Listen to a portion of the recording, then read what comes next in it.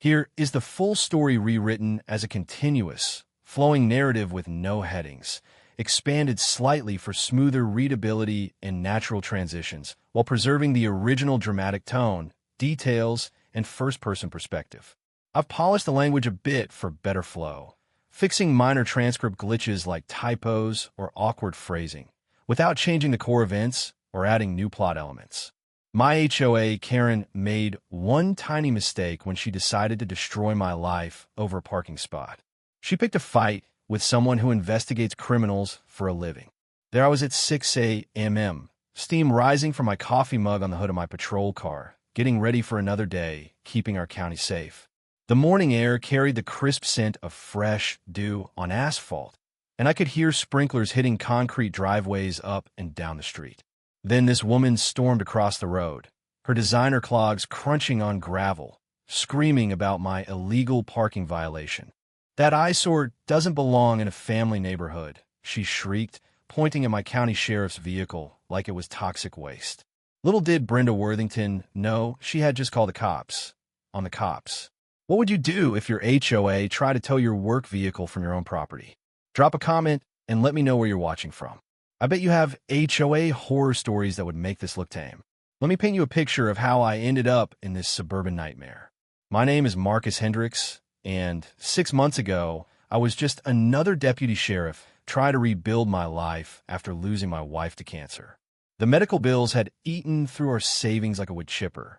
While I got promoted to county sheriff, I had to trade our dream house for something that wouldn't bankrupt me. Enter Willowbrook Estates. 47 identical beige boxes where every lawn smelled like chemical fertilizer and dreams went to die. The HOA brochure promised community standards and property value protection. What they forgot to mention was their resident psychopath who treated those rules like the Ten Commandments. Meet Brenda Worthington. Think soccer mom meets prison warden, with a clipboard where her soul should be. This woman ironed her jeans and color-coordinated her garden tools. She'd moved here after a messy divorce, bitter about what she called her lifestyle downgrade from some McMansion suburb. Her official title was compliance coordinator, which basically meant she got paid to terrorize neighbors into submission. She could spot a grass blade growing half an inch too tall from 3 houses away. For 6 months, I'd been parking my patrol car in my driveway, like any normal person parks their work vehicle. It's standard protocol. Community visibility, rapid response, all that good stuff. Crime had dropped 15% since I moved in. Most neighbors loved having sheriff around, but Brenda looked at my patrol car like it was a meth lab on wheels. That first morning, I figured she just didn't understand. So I explained politely about security protocols, community safety benefits, even showed her the county policy requiring take-home vehicles. "I don't care about your little policies," she replied, her voice dripping with enough fake sweetness to poison a diabetic. "This is a family neighborhood with property values to maintain. That commercial eyesore violates HOA Covenant Section 4.2.1. She said, "Commercial eyesore," like I was parking a sewage truck in a playground. "Ma'am, this actually helps property values." I tried reasoning. "Insurance discounts, crime deterrent." "Are you threatening me?" she interrupted, whipping out her phone like she was documenting war crimes. "Because that sounds like intimidation from someone who thinks his little badge makes him special." That's when it hit me. This wasn't about parking. This was about power. Brenda was a small-time dictator who needed peasants to rule, and the new guy looked like easy prey. What she didn't realize was that I'd spent 15 years studying bullies, and they all follow the same playbook. They test boundaries, escalate systematically, and always pick targets they think won't fight back. The toxic cloud of her aggressive perfume lingered in my driveway long after she'd click-clacked back to her house. My twin daughters, Emma and Sophie, watched from the window with worried 12-year-old faces. "Is that mean Lady going to make us move again, Daddy?" Sophie asked that night. "No, sweetheart," I said, tucking her in.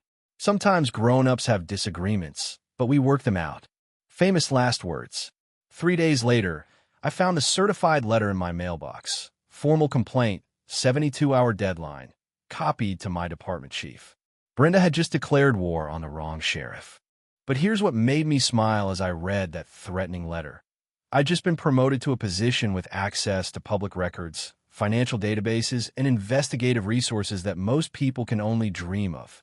And something about Brenda Worthington's aggressive tactics was setting off every alarm bell in my cop brain. You know that feeling when you pull someone over for speeding and they're way too nervous. That was Brenda. She was hiding something big. The certified letter arrived on a Tuesday morning with all the subtlety of a sledgehammer. Thick legal paper that crackled between my fingers, official HOA letterhead, and Brenda's signature looking like she'd practiced it in a mirror. The smell of fresh ink told me she'd probably sprinted to the post office the second her printer finished. Notice of covenant violation, screamed in bold letters that could wake the dead. According to Brenda's masterpiece, I was violating HOA Covenant Section 4. 2. One regarding commercial vehicle restrictions. 72 hours to remedy this violation or face escalating enforcement action. The beautiful part, she'd copy my department chief, probably hoping to get me fired. Big mistake, Brenda. I spent my lunch break doing what sheriffs do. Research. Turns out I never read the full HOA documents when I bought the house. Most people don't, which is exactly what vultures like Brenda count on. But buried in Appendix C, I remembered reading about emergency services exemptions during my academy training years ago. Sure enough, there it was, emergency services vehicle exemption, clear as daylight. My response letter was poetry, professional, courteous, and legally bulletproof. I cited County Ordinance 2019-45, reference State Statute 720. 3051 protecting first responders, and politely suggested Miss Worthington familiarize herself with the complete documentation before playing lawyer again.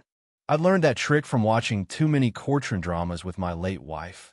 Always get your legal challenges in writing, because HOAs have to follow state law whether they like it or not. I thought that would end it. Wrong.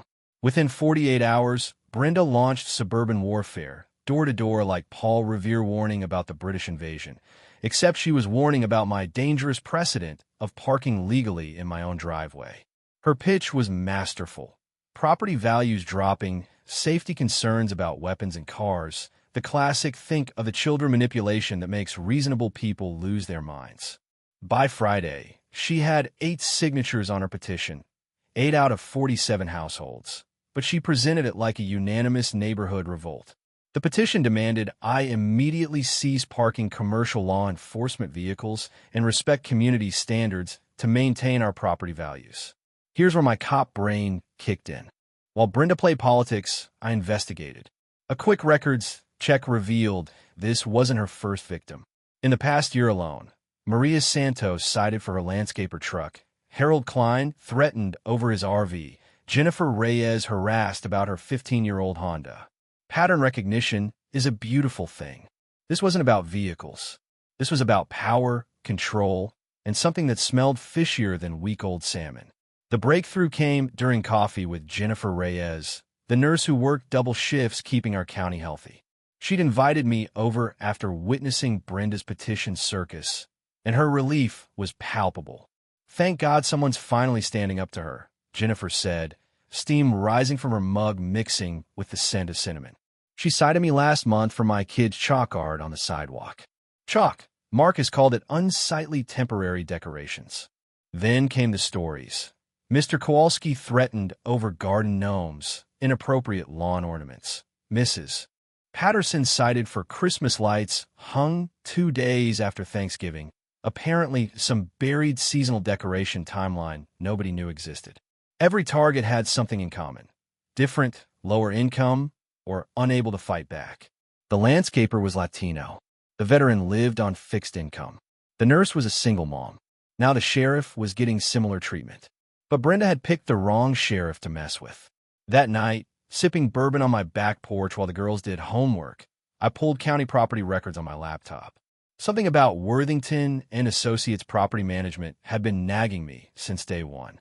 15 years of investigations taught me that when someone's this aggressive about enforcement, money's usually involved. What I found made me actually laugh out loud for the first time all week. Brenda's maiden name, Worthington. The property management company handling our HOA enforcement Worthington and Associates Incorporated formed 3 years ago with one owner.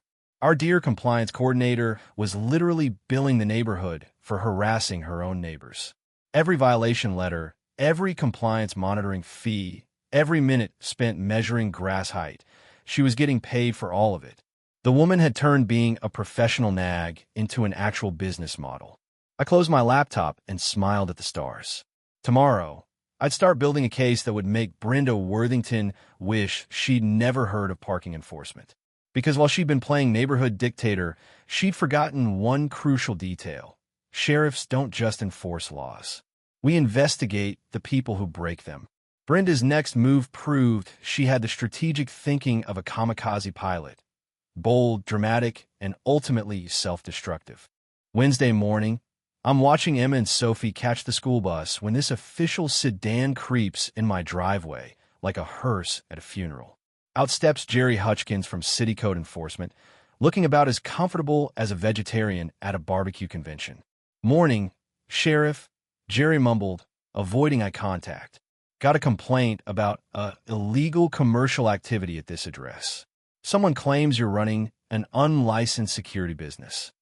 I actually snorted coffee through my nose. "Commercial activity. Jerry, you realize I'm the county sheriff, right? This is my assigned patrol vehicle, not some side hustle." "Yeah, that's what I figured," he sighed, the sound mixing with morning sprinklers and my slowly dying faith in humanity.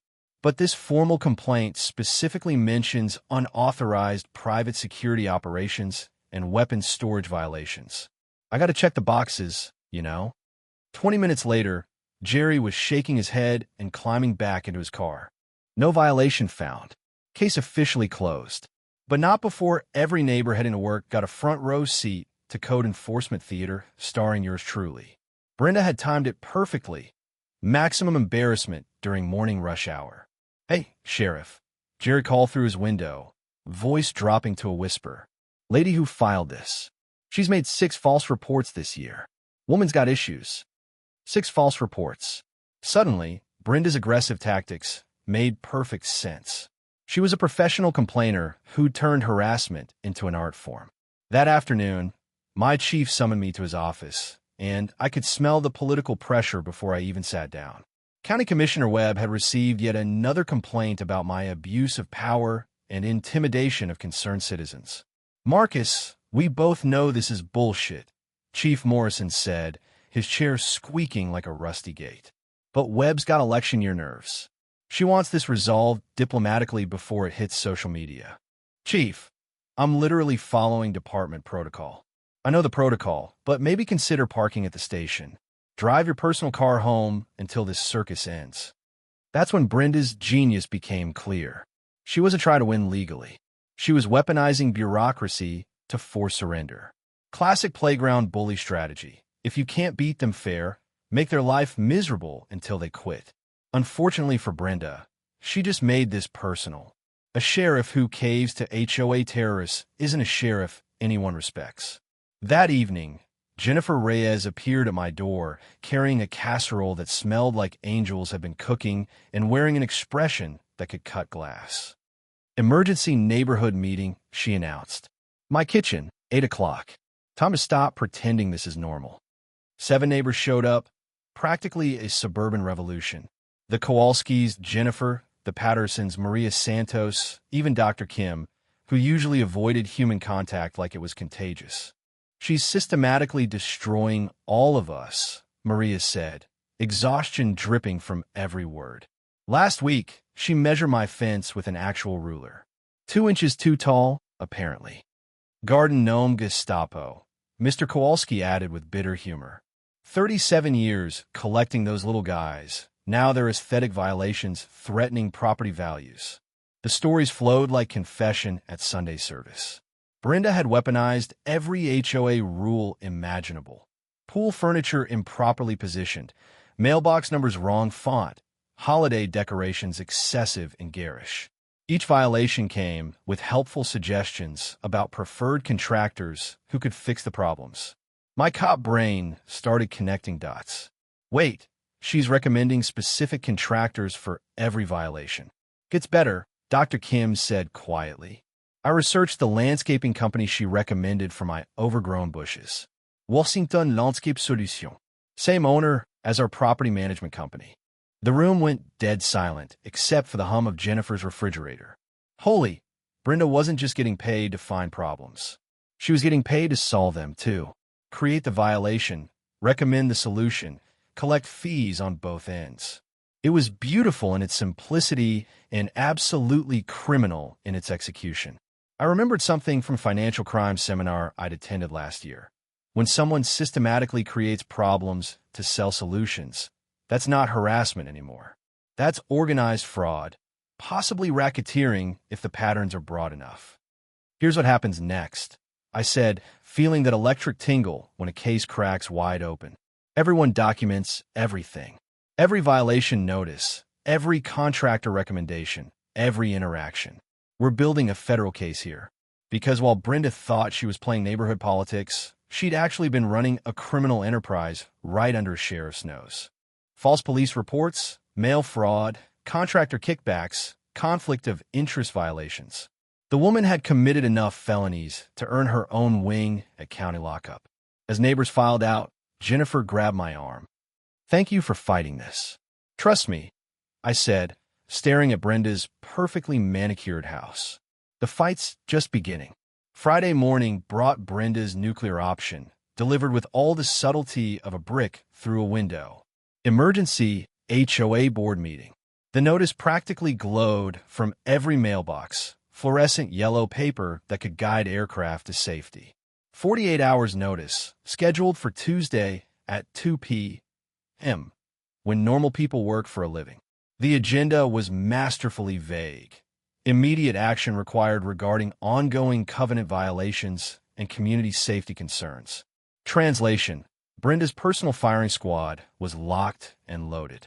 The timing was surgical precision. Tuesday afternoon meant most neighbors would be earning paychecks while retirees and Brenda's hand-picked minions decided my fate. I'd seen this playbook in domestic violence cases. Isolate the target, control the environment, then strike when they can't fight back.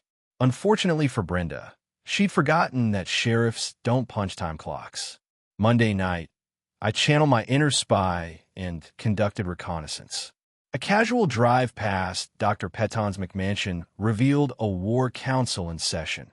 Multiple cars in the driveway, living room lights blazing, and Brenda visible through the window, gesticulating like she was conducting an orchestra of destruction.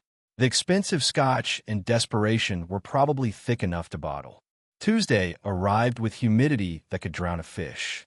The community center felt like a funeral parlor. Industrial carpet reeking of pine sol, fluorescent lights buzzing like angry wasps, and folding chairs arranged in an execution formation. 12 people showed up, 12 out of 47 homeowners, half of them board members or their personal cheerleaders. Brenda had orchestrated this kangaroo court with the precision of a Swiss watchmaker. Her PowerPoint presentation belonged in a museum of propaganda. Slides screaming about plummeting property values, fabricated statistics claiming 15% drops due to my military-style vehicle presence, and photos of my patrol car shot from angles that made it look like a tank parked at a daycare. "Think of our precious children," she wailed, voice dripping with maternal concern that could have cured drought. "We have weapons and surveillance equipment in our peaceful family neighborhood. What kind of message does that send to potential buyers?" The woman could have convinced vegetarians to buy steak. When my turn came, I kept a professional, calm demeanor, factual presentation, legal citations that would survive appellate review. I reminded everyone about state exemptions, federal protections for first responders, and the measurable crime reduction they'd enjoyed since I arrived. 0 break-ins in 6 months, I said, letting that marinate. 0 vandalism, 0 drug activity, 0 domestic violence calls. Pure coincidence, I'm sure, but democracy runs on numbers and Brenda on the math. 3-2 vote implementing daily fines of $500 for continued willful violation of community standards. The Kowalskis voted against like decent humans. Peton and the Ashfords voted with their puppet master. And the 5th board member mysteriously developed a family emergency. $500 daily, $15,000 monthly, more than most people's rent. The fine notice arrived via personal delivery that evening. Brenda on my doorstep wearing a smile that could have powered Las Vegas. Effective immediately, she chirped, radiating the joy of someone who'd just ruined Christmas. 30 days to comply, or we lien your property. That's when her true strategy crystallized. This wasn't about parking compliance. This was financial warfare designed to force me out of the neighborhood entirely. Make the cost so crushing that selling becomes the only option. But while Brenda was celebrating her Pyrrhic victory, I was already building her downfall. That afternoon, I'd begun the most satisfying investigation of my career. Not as a harassment victim, but as a law enforcement officer who discovered a criminal enterprise hiding behind clipboard tyranny. 3 years of HOA financial records painted a masterpiece of fraud. $23,000 in administrative fees flowing to Worthington and Associates. Invoices inflated for enhanced compliance monitoring. Payment spikes perfectly synchronized with violation campaigns. The beauty was breathtaking. Manufacture problems, bill for enforcement, collect fees for solutions. Brenda had weaponized neighborhood disputes into a personal ATM machine. Here's what made me smile while reading those documents. I'd already contacted the State Attorney General's fraud unit, a very enthusiastic prosecutor who specialized in municipal corruption was currently reviewing my preliminary evidence package. That night, tucking my girls into bed, Sophie's question nearly broke me. "Daddy, does that mean Lady gonna make us homeless?" "Never, baby girl," I whispered, breathing in her strawberry shampoo scent while plotting Brenda's professional destruction. Sometimes bullies think they've won, but they forget that some people know how to fight back properly. Tomorrow would mark the beginning of Brenda Worthington's very bad week. Because while she'd been playing neighborhood dictator, she'd been committing federal crimes right under a sheriff's nose. Some discoveries hit you like a freight train at midnight. Others sneak up until suddenly you're holding a smoking gun that's still warm. This was the freight train kind. It was 11 p.m. Thursday, daughter's sleeping. House silent, except for my laptop's hum and the rhythmic tick of the wall clock that sounded like a countdown to justice. I'd been drowning in county records for 3 hours, chasing a paper trail that kept getting more twisted when I stumbled across the document that changed everything. Willowbrook Development Corporation bankruptcy filing, March 2019. My coffee had gone cold hours ago, but suddenly I was wide awake.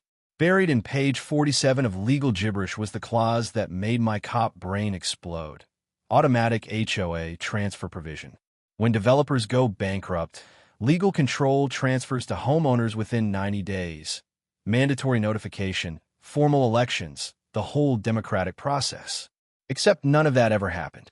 The court documents told a story that would make prosecutors weep with joy. Worthington and Associates had simply continued operating. No transfer notifications, no homeowner elections, no legal authority whatsoever.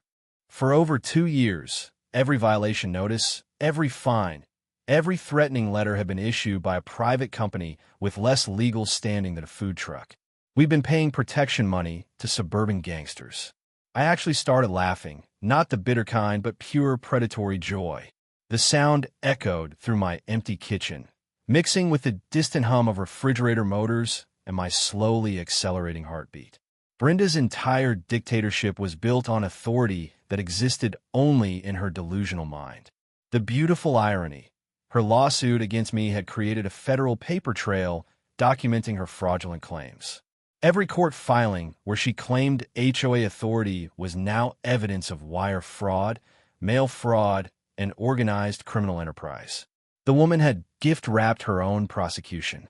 I pulled up the financial records with fresh eyes, seeing them through a prosecutor's lens. $127,000 stolen from 47 families over 2 years. Management fees, violation fines, special assessments, every penny collected illegally. This wasn't neighborhood harassment anymore.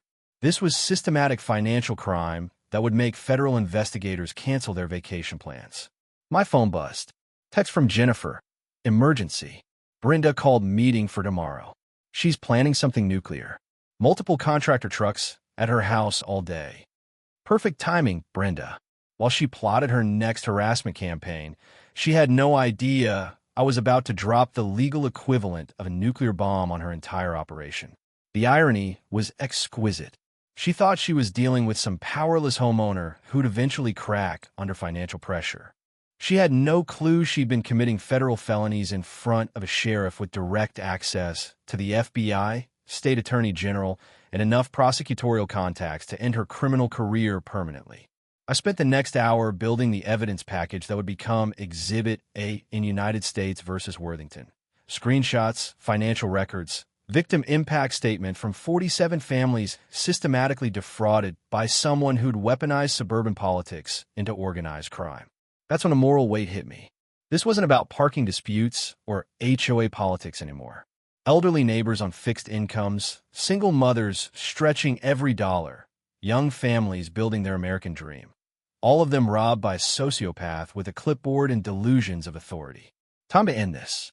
I called the State Attorney General's Fraud Division. This is Sheriff Marcus Hendricks reporting a multi-year organized crime scheme.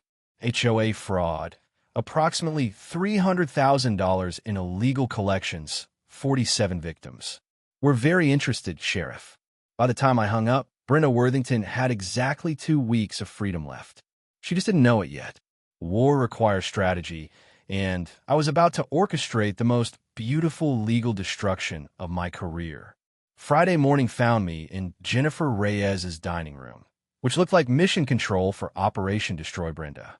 Documents covered every surface like evidence confetti. 3 laptops hummed like electronic bees. And the smell of Jennifer's rocket fuel coffee mixed with fresh printer ink and the sweet scent of impending justice. Holy shit, Rebecca Wren whispered, adjusting her glasses while reviewing the bankruptcy documents.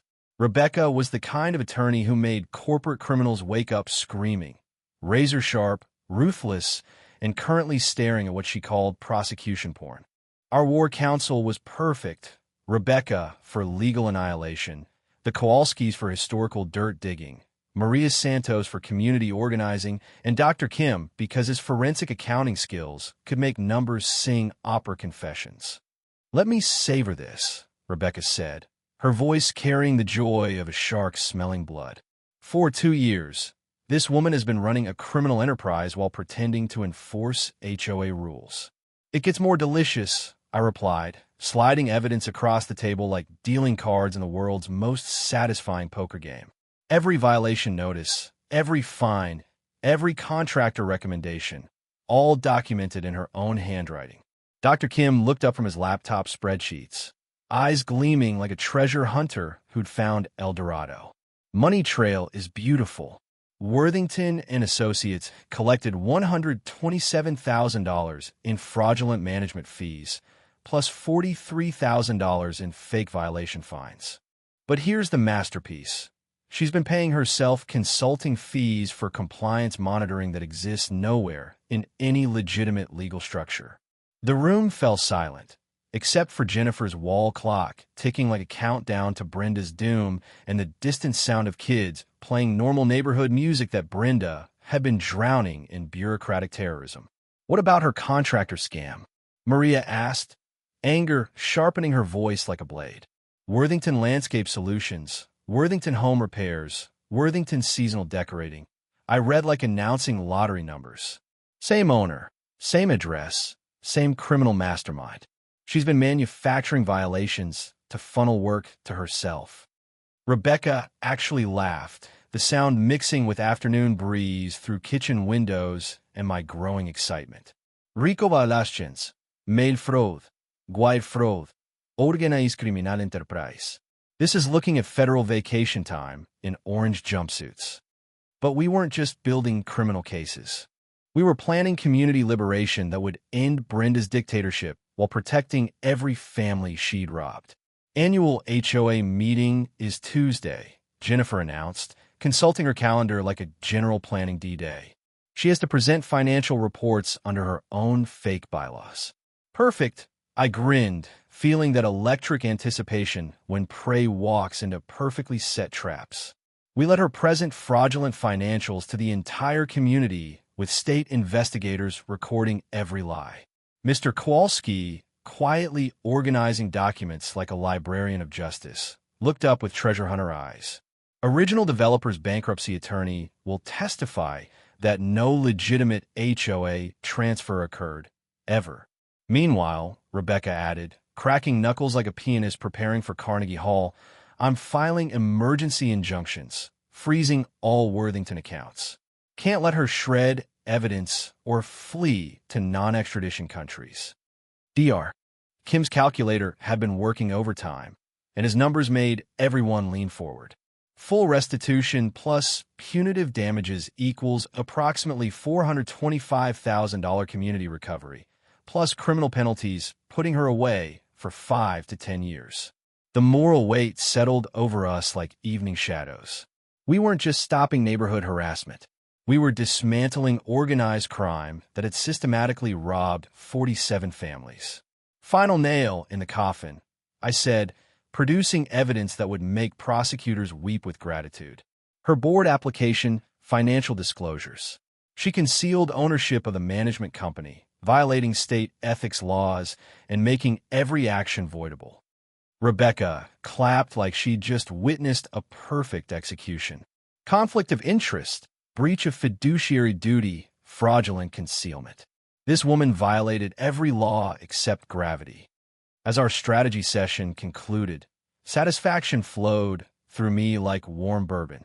3 hours building an airtight case that would protect our community and end Brenda's criminal career with prejudice. What happens to the HOA afterward? Jennifer asked, gathering papers while sunset painted everything golden. We rebuild it properly, I replied, imagining legitimate democracy replacing suburban fascism. Real elections, transparent finances, rules serving community instead of enriching sociopaths. Maria smiled for the first time in months, the expression transforming her face like sunrise after endless night. A neighborhood where people help instead of terrorize each other. Exactly, I said, already planning the Willowbrook Community Safety Scholarship we'd fund with recovered criminal proceeds. Sometimes you demolish corruption before building something beautiful. Tuesday couldn't come fast enough. Monday morning brought Brenda's victory lap, and she performed it with all the grace of a peacock on steroids. Her Facebook post appeared at exactly 7 a.m., timed perfectly for maximum morning commute visibility. Finally, after months of battling entitled government employees who think badges make them special, justice prevails. Sheriff forced to comply with community standards, property values protected. Hashtag community first, hashtag no one above the law. The post had already collected 43 likes and 16 comments from people who clearly enjoyed watching authority figures get their comeuppance. The smell of digital blood in the water was attracting sharks from neighboring subdivisions. But Brenda wasn't finished flexing her imaginary muscles. By noon, 6 more violation notices had appeared throughout the neighborhood, like poisonous mushrooms after rain. The Pattersons got cited for excessive holiday lighting. Apparently, their modest Christmas display violated some buried seasonal decoration timeline. Maria Santos received a formal complaint about her mailbox numbers being in the incorrect font specification. Even Gentle Dr. Kim found himself accused of unauthorized lawn modifications for planting roses without written approval. The woman was drunk on power and completely oblivious to the federal noose tightening around her neck. Tuesday brought the sabotage attempt, and it was so amateur it would have been funny if it wasn't criminal. I discovered the damage at 6 a.m. My patrol car's paint keyed in long, angry scratches that caught the morning light like scars. 2 tires slashed with what looked like box cutter precision. The radio antenna bent at an unnatural angle, and someone had apparently tried to break the rear window with a rock before giving up. The perpetrator had about as much stealth as a marching band. Mrs. Henderson next door had caught the whole thing on her security camera. 17-year-old Bradley Peton, son of our esteemed board member, skulking around my driveway at 2 like a discount ninja. Little bastard thought he was being clever. I muttered, watching the footage over coffee that tasted like vindication. The kid had even left a clear face shot when he looked directly at the camera, apparently unaware that most security systems record in night vision. My department's response was swift and professional. Bradley found himself in juvenile detention by 10 a.m., facing charges for vandalism of government property, criminal mischief, and destruction of emergency services equipment. His father's frantic calls to handle this quietly fell on deliberately deaf ears. Funny how quickly people discover respect for law enforcement when their own kids need legal mercy. Wednesday brought the political pressure campaign, orchestrated with the precision of someone who'd clearly done this before. Chief Morrison called me into his office wearing the expression of a man who'd rather be anywhere else. The county commissioners had received multiple complaints about my ongoing harassment of concerned citizens and misuse of public resources for personal vendettas. "Marcus, I know this is bullshit," he said, his chair squeaking like rusty hinges under political stress. But Commissioner Webb is facing re-election, and she's getting heat about police accountability from whoever's been calling her office. "Sir, I'm literally following department protocol while being systematically harassed by someone running a criminal enterprise. I understand that, but maybe consider taking leave until this resolves. Just a few days to let temperatures cool." That's when I realized Brenda's strategy was working perfectly. She'd weaponized public perception, political pressure, and bureaucratic cowardice to isolate me professionally while building her case for complete neighborhood domination. Unfortunately for Brenda, she'd made one critical miscalculation. She thought she was playing political chess with a local sheriff who'd eventually cave to pressure. She had no idea she'd been committing federal crimes in front of someone with direct access to the FBI's white-collar crime unit. That afternoon brought the media blitz, Brenda's interview with Channel 7 News, scheduled during prime dinner hour viewing. She'd positioned herself as the brave citizen standing up to police corruption and government overreach in suburban America. "This sheriff thinks his badge makes him above community rules," she told reporter Madison Walsh, her voice quivering with practiced indignation. "He's intimidating families, threatening honest citizens, and using his position to avoid accountability. Where does it end?" The interview was a masterpiece of manipulation, selective quotes, emotional appeals, and carefully edited footage that made me look like some kind of suburban dictator. By 7 p.m., the story was trending on local social media with hashtags like hashtag badge privilege and hashtag HOA Heroes.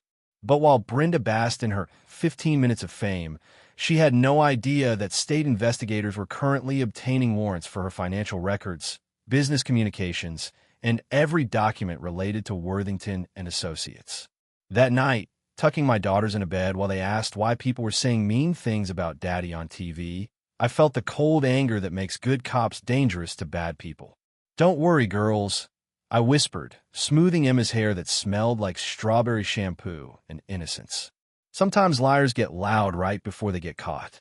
Tomorrow would begin Brenda Worthington's very bad week. Thursday morning brought Brenda's nuclear option, delivered with the subtlety of a Category 5 hurricane hitting a trailer park. Emergency Special Assessment Notice. The certified letters arrived like bureaucratic death sentences, each one demanding $2,000 per household within 48 hours. The stated purpose: Legal Defense Fund for Community Protection Against Government Harassment and Intimidation. Translation: Brenda wanted every family to bankroll her war against me. The timing was surgical. 2 days before the annual meeting, just enough panic-inducing urgency to force compliance without giving people time to research their options. The threat was beautifully crafted: immediate foreclosure proceedings for non-payment, liens filed against property titles, and legal action that would protect our community from those who abuse their authority. By 10 a.m., my phone was ringing like a fire alarm. Elderly Mrs. Patterson, voice shaking with terror. "Sheriff, I can't afford $2,000. Will they really take my house?" Jennifer Reyes, fury crackling through cellular towers. "This psychotic has lost her goddamn mind." Even Dr. Kim, usually calm as surgical steel. "This feels like extortion. Is this legal?" The beautiful answer: not even slightly. While neighbors panicked, I was conducting the most satisfying investigation of my career.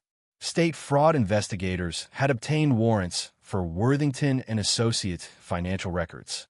And what they found made federal prosecutors cancel their weekend plans. Detective Sarah Wren from the Attorney General's office called with updates that sounded like Christmas morning. Sheriff, this woman documented everything. Bank records showing kickbacks from contractors, emails discussing making examples of non-compliant homeowners, even spreadsheets tracking which families to target based on perceived vulnerability. How vulnerable are we talking?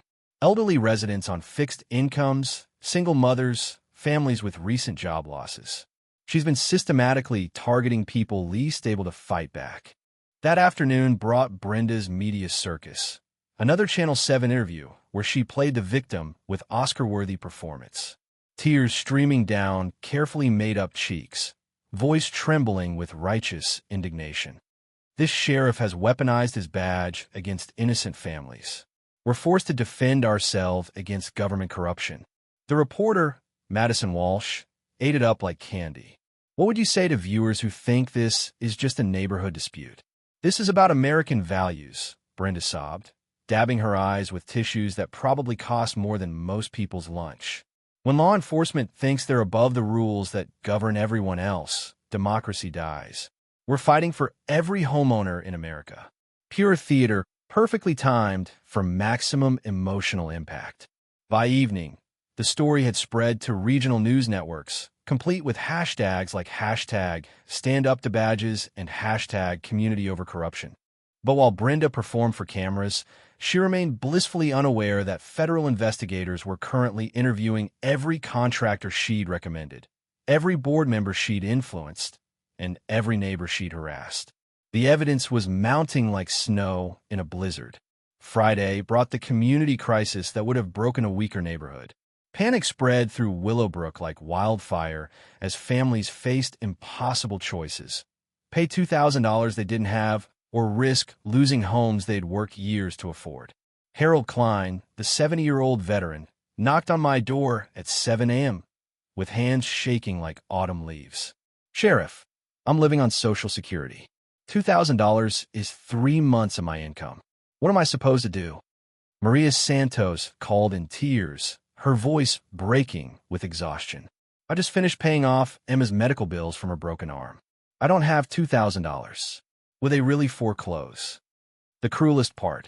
Brenda's assessment was specifically designed to target the most vulnerable families in our community. She'd studied financial disclosure forms, property tax records, and mortgage information to identify exactly who couldn't afford to fight back. It was predatory lending disguised as community governance. That evening, I made the call that would end Brenda's criminal career permanently. FBI White-Collar Crime Unit. Agent Thompson speaking. Agent Thompson, this is Sheriff Marcus Hendricks. I need to report an organized racketeering enterprise operating under the guise of Homeowners Association governance. We're looking at mail fraud, wire fraud, extortion, and possible civil rights violations affecting 47 families. The silence on the line was pregnant with prosecutorial excitement. How much money are we talking about, Sheriff? Approximately $300,000 in fraudulent collections over 2 years, plus current extortion attempts totaling nearly $100,000 more. We're very interested. Can you have evidence packages ready for review Monday morning? By the time I hung up, Brenda Worthington had officially graduated from neighborhood nuisance to federal criminal target. The FBI would be joining our annual meeting Tuesday, though not as observers. They'd be there to arrest someone. Sunday night, I tucked my daughters into bed while they asked why some neighbors were crying and others were angry. Sometimes bad people hurt good people, I explained, breathing in their innocence. But good people always figure out how to stop them. Tuesday couldn't come fast enough. Tuesday arrived with the kind of electric tension that makes thunderstorms jealous. Willowbrook Elementary's auditorium had never seen anything like it. 89 people crammed into a space designed for school plays, the air thick with anticipation and the lingering smell of cafeteria mystery meat. Every folding chair was occupied, with latecomers standing along walls like spectators at a prize fight, which, in a way, they were. Brenda took the stage at exactly 7 p.m. wearing a navy blazer that screamed trustworthy authority figure and carrying a briefcase that probably cost more than most neighbors' monthly groceries. Her smile could have powered the building's electrical grid. "Thank you all for coming during these challenging times," she began, her voice carrying the practiced warmth of someone who'd rehearsed this performance in mirrors. "Tonight we protect our community from those who think badges make them above the law." The presentation was pure propaganda artistry. PowerPoint slides showing fabricated budget shortfalls, manipulated property value statistics, and photographs of my patrol car shot from angles that made it look like military occupation equipment. Each slide built toward her crescendo, the emergency special assessment that would fund our legal defense against government corruption. $45,000 needed immediately, she announced, clicking to a slide showing foreclosure threats in bold red letters. $1,000 per household to protect our families from systematic intimidation. The crowd murmured like disturbed bees. I could smell the fear mixed with industrial carpet cleaner and fluorescent light ozone. That's when I stood up from the back row, feeling every eye in the room pivot toward me like searchlights. The silence was so complete, you could hear the building's ventilation system breathing. "Ma'am, I'd like to address the meeting," I said, my voice carrying the calm authority of someone who'd spent 15 years testifying in courtrooms, as both a homeowner and the county sheriff. Brenda's smile flickered like a dying light bulb. "Sheriff Hendricks, this is an official HOA meeting for residents in good standing. Your ongoing violations—" "Actually," I interrupted, walking slowly down the center aisle while pulling out a manila folder thick enough to choke a horse. "I think we need to discuss your authority to collect any fees whatsoever." The temperature in the room seemed to drop 10 degrees. "Ladies and gentlemen," I continued, reaching the front and turning to face the crowd, "I've discovered something that affects every family here. According to bankruptcy court documents filed in March 2019, this HOA has no legal authority to operate." The murmur rose to a roar. Brenda's face went whiter than fresh paint. "The original developer went bankrupt without properly transferring HOA control to homeowners. For over 2 years, you've been paying fees to a private company with no more legal standing than a lemonade stand." "That's completely false," Brenda stammered, her composed facade cracking like cheap makeup. "Those are technicalities. We've been protecting this community." From the back of the room, a new voice called out, "State investigators. We'd like everyone to remain seated." 2 men in dark suits had appeared at the rear entrance, badges visible, expressions serious as a cancer diagnosis. The crowd turned like synchronized swimmers, and the energy shifted from community meeting to crime scene. "Brenda Worthington," the lead investigator announced, his voice carrying across the auditorium with courtroom authority, "you're under arrest for organized fraud, mail fraud, wire fraud, and racketeering." The sound that followed was pure suburban shock. Gasps, chairs scraping, someone's phone clattering to the floor. Brenda stood frozen at the podium like a deer in headlights, her briefcase trembling in hands that had signed dozens of fraudulent violation notices. "You have the right to remain silent," the investigator continued, producing handcuffs that caught the fluorescent lighting like jewelry. "Anything you say can and will be used against you in a court of law." The perp walk was poetry in motion. Brenda, still wearing her trustworthy navy blazer, escorted through rows of neighbors she'd terrorized for months. Her designer heels clicked against linoleum with the rhythm of a funeral march. "This is harassment," she screamed as the handcuffs clicked into place. "Government conspiracy. I was protecting this community." The beautiful irony. She was transported in my sheriff's department vehicle, the same commercial eyesore she'd spent months trying to banish from the neighborhood. As the patrol car disappeared into the night, carrying Brenda toward federal booking, I turned to face my neighbors, 87 people who'd been systematically defrauded by someone who'd turned community governance into organized crime. "Folks," I said, my voice carrying across the auditorium that still buzzed with shock and vindication, "sometimes the system works exactly as designed. Every family here is entitled to full restitution of all fees paid to this fraudulent operation." The applause started slowly, then built like approaching thunder. This was never about parking. I continued, feeling the satisfaction of justice served properly. This was about a criminal who thought she could hide behind a clipboard and terrorize honest families. Now let's rebuild this community the right way. Justice tastes sweeter than revenge, and revenge tastes pretty damn sweet. 6 months later, Brenda Worthington was trading her designer clogs for orange prison slippers, serving 18 months of federal time plus 5 years probation. Her plea deal came after prosecutors showed her attorney 3 filing cabinets of evidence. Fighting federal racketeering charges with that much documentation was like bringing origami to a demolition derby. The financial recovery was spectacular. $425,000 returned to our community with interest and punitive damages. Every fraudulent fee, every fake fine, every illegal threat refunded with enough extra money to make our neighborhood richer than when this nightmare started. Worthington and Associates dissolved like sugar in acid rain, taking 12 other fraudulent HOA operations across 3 counties with it. Brenda's business model had infected subdivisions throughout the region, but our case became the domino that toppled her entire criminal empire. The real victory was watching our neighborhood transform from suburban prison camp into actual community. Our new HOA election drew 45 of 47 eligible voters. Democracy so overwhelming it made political scientists weep with joy. Jennifer Reyes became our first legitimate president, bringing hospital efficiency to community management.